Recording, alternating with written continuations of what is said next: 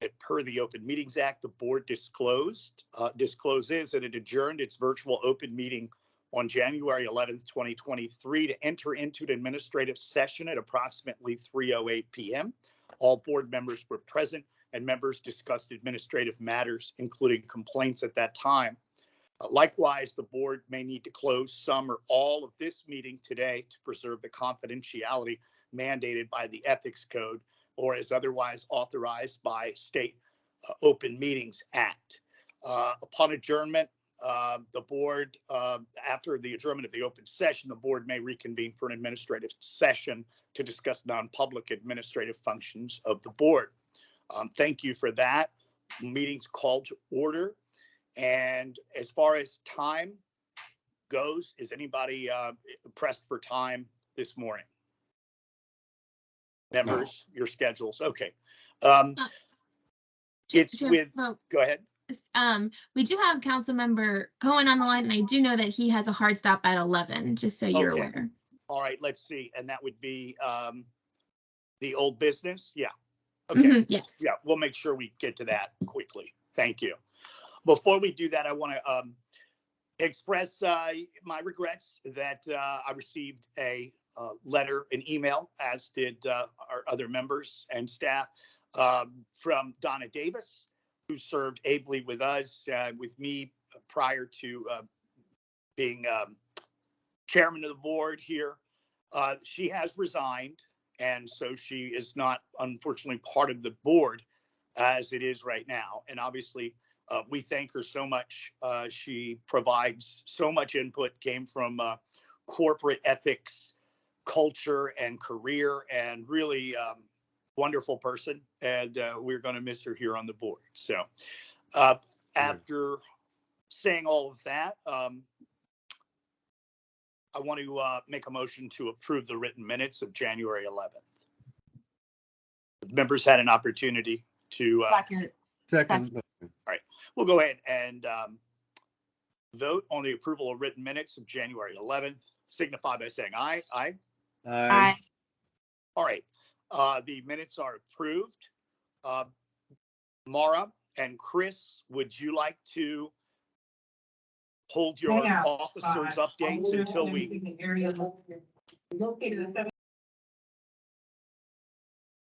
Mara? Yes, I will. I can provide my update towards the end once our guests have. Very well. Mm-hmm. Yeah, then let's move on to Councilmember Cohen and the solicitation waiver and the additional sponsor request. And good morning, Councilmember. Hey, good morning. Great to be with you all. Good morning. All right. What more are we asking here? You're asking for an additional fiscal sponsor approval, right? Correct. So, and this is my fault, but initially when we did our waiver for Healing City's Lee Fellow, what we've done historically is to put the waiver into the Maryland Philanthropy Network. They have been fiscal sponsor for Healing City Baltimore, and in this last one that we did, we put it as the Civic Fund. And so the request for us is to add Maryland Philanthropy Network, which is who we have historically used to hold Healing City Baltimore's funds, so that we don't have, a pot here, a pot there. That is essentially what we are seeking. All right, thank you very much. Do the members of the board have any questions for Councilmember Cohen? I don't. I do. All right, Okay. Arnold. First of all, good morning, Councilman, and all other people present. Is this that organization you just cited? Is that one that other council people use for their projects and their initiatives? The Maryland Philanthropy Network? Mm-hmm. I'm not sure, to be honest with you. They are a highly respected organization in town that does fiscal sponsorships, that has a particular interest in trauma-informed care that has a long and very strong reputation in our city. And they've just who we have historically, or who Healing City has historically used as its fiscal sponsor. So to be honest with you, I don't know whether other council folks utilize them. But I know that historically they have been the sort of backstop for Healing City Baltimore, and like many fiscal sponsors, they both keep track of money, are there for audits. Healing City Baltimore pays them a fee essentially to be the fiscal sponsor and to keep all of Healing City Baltimore's books in order. So to directly answer your question, I don't know whether other city council members utilize them. I asked that, Councilman. Thank you for that response. I asked that only because you mentioned the word audit. I was just wondering if there was a audit of what their activities are, of the status of funds that they're holding, just for general accountability purposes. I gather it must be. Yes, 100%. I mean, yes, they've been around for a while. They, like I said, do fiscal sponsorships for a number of organizations in the city, and they also convene groups of philanthropy together.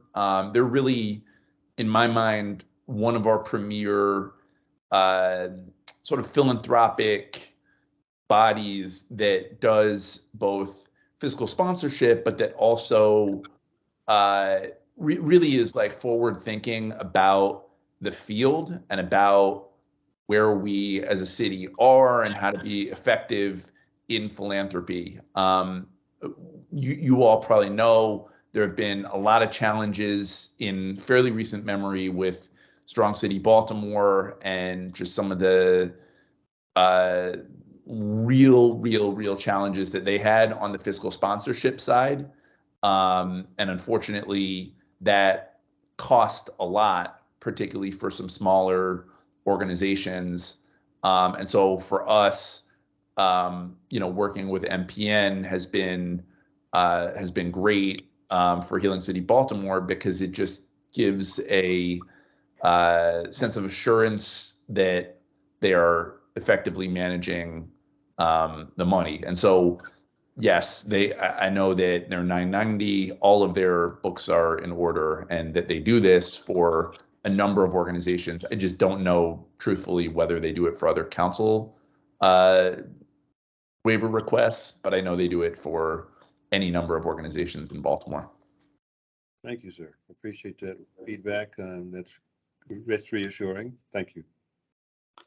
I don't have any questions. I would just thank the councilman for his consistent attention to detail. All of your gift solicitation waivers are historically and continue to be really well done. So thank you. True that. I would say I have the best staff in the city of Baltimore, and they keep us on track. So I really appreciate that. And for Maggie, who's on the call, and Franny as well, obviously this is something we take incredibly seriously and want to make sure we are always in compliance with the ethics code and everything is done thoughtfully and above board. Just FYI, Councilman, the words you just uttered are the exact same words we utter about our staff. Just saying. Well, I know yours are good too. Very much. They are. Chris and Laura are some of the best here, so appreciate them too. Thank you. All right, thank you all. I'm going to go ahead and move that we approve the additional fiscal sponsor request for the Lee Public Policy Fellow gift solicitation waiver. I get a second? Second. All right, all in favor of that approval signify by saying aye. Aye. Aye.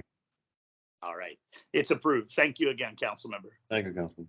Thank you so much. And again, thank you to this board for all of all the good work that you do. It is truly, it does not go unnoticed. And although I'm sure it's not the most fun work in the world, we really appreciate you all for doing it. Thank you. Thanks, All right. everybody. And thanks again, Maura, for having multiple phone calls with us to help us always understand everything. Absolutely. Thank you guys for joining. Have a nice day. Thank you. All right, let's roll into new business with the Baltimore Ravens Boys and Girls Club gift solicitation waiver application by Park and Rec and Parks. Good morning. And I don't believe anyone is on the line for this waiver application. We do have Sharon Kempa for the second on the Great. new business item. Regardless, we can still discuss this item if you'd like. No, I'd prefer that we go to the the Department of Real Estate's request for helping up mission. Good morning. Good morning. How are you? Oh, we're doing well. We're doing well. Okay. Pretty day out there. Yes. Bear with me because this is new to me and this is my first time. We did a governmental charity solicitation application. It was approved by the board and our campaign was from when it was approved by the board on December 14th and it went through January 31st. I'm sorry, we did not know that we were then supposed to come back to the ethics board to get approval after the Board of Estimates until ethics contacted us. So we have two organizations. It's Helping Up Mission and Project Flays, which is people lacking ample shelter and employment.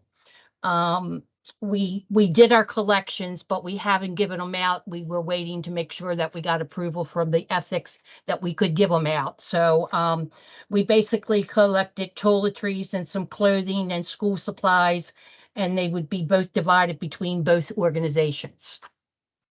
I don't know if you need anything else. No, Arnold, do you have any questions? No, thank you for asking.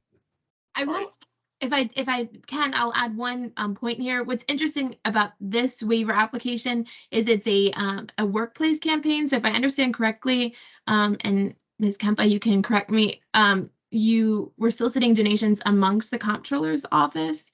So I don't believe this necessarily would target any or reach any control donors. And so it's actually under a separate regulation under the law, which is specifically for workplace campaigns. It's a bit interesting, but basically it requires approval from the board to conduct a workplace campaign. So it's slightly different. Okay. I don't imagine control donors were likely involved.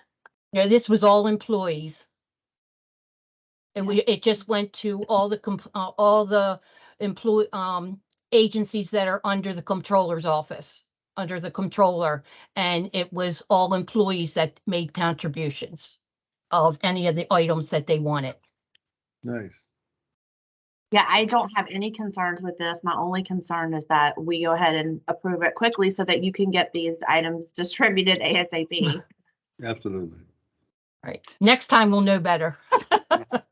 Good. No, Good. thank you for your diligence. All right. Definitely. Thank you very much. I'll move for the approval of the workplace project with the comptroller's office, the Helping Up Mission and Project Phase waiver.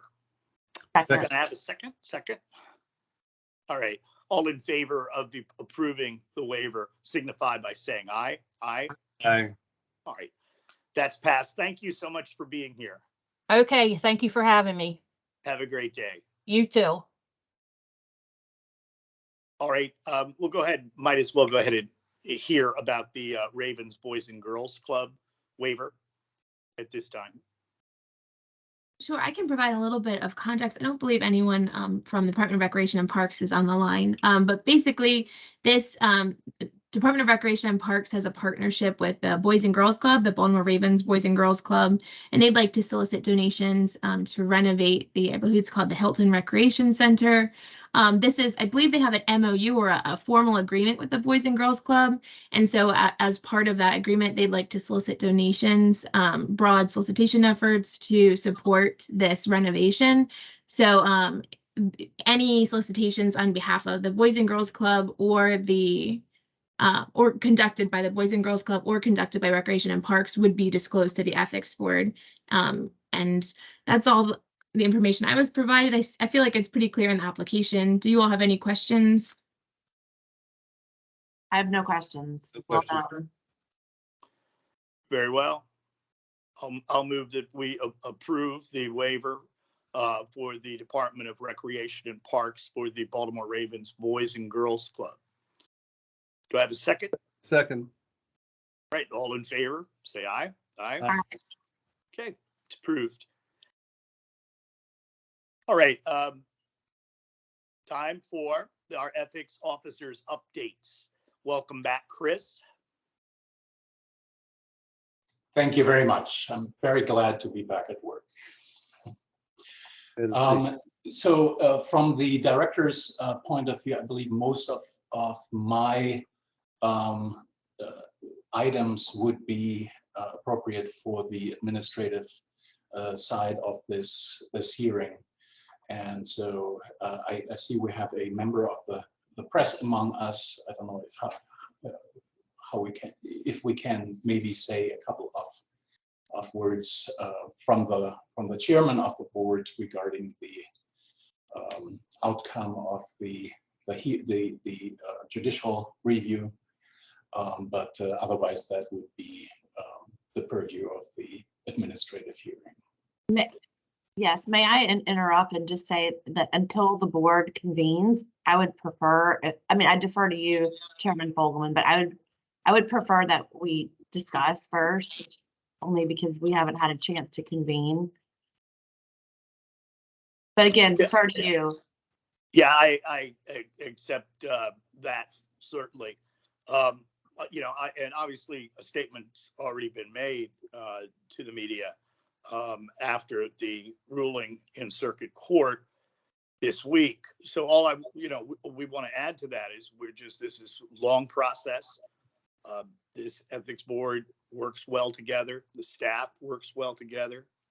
It's been quite a year and a half, quite a 2 years that this board's been together. And like I say, we will miss our member Donna Davis, but we'll look forward to a new membership in the near future. So with that, I think we probably should go to Mara's metrics. Mara? Sure. So I'll go through the Cool. metrics. You pull them up. So for this last month, since the last board meeting, we had 24 people complete the ethics training, bringing our total for the fiscal year to 221. We received 112 help desk requests, which is significantly higher than last month. 26 were from lobbyists because lobbying reports were due. 11 were concerning gift solicitations. 32 about financial disclosures. We're getting into financial disclosure season again. 31 ethics inquiries, which is pretty typical. And then the remaining were about the training and forms. Our total for this fiscal year is 451 requests. We received one new complaint, which we will discuss during the administrative session, bringing to our total to 10 this fiscal year. We have one pending advisory opinion, which we also discussed during the administrative session. We have 7 active gift solicitation waivers. 12 have expired this fiscal year. And there were 2 applications submitted to the board, which were just approved, as well as the fiscal sponsor request. And then for financial disclosures, the Department of Human Resources provided a supplemental list of required financial disclosure filers. They were required to provide this list by February 1st, which they provided to us. And the Department of Finance posted a list of all entities that did business with the city last year on their website as required by the ethics law.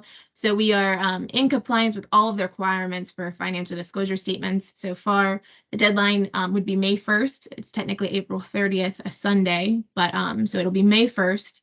And we're starting to see people are filing. And then our last metric is lobbying. All lobbyists filed their annual lobbying activity report. They were all timely filed. We did have one issue with a report was producing an error, so that lobbyist had to go back and resubmit about a week later, but regardless, all of them were filed by the deadline, which is great. And those are all of the metrics.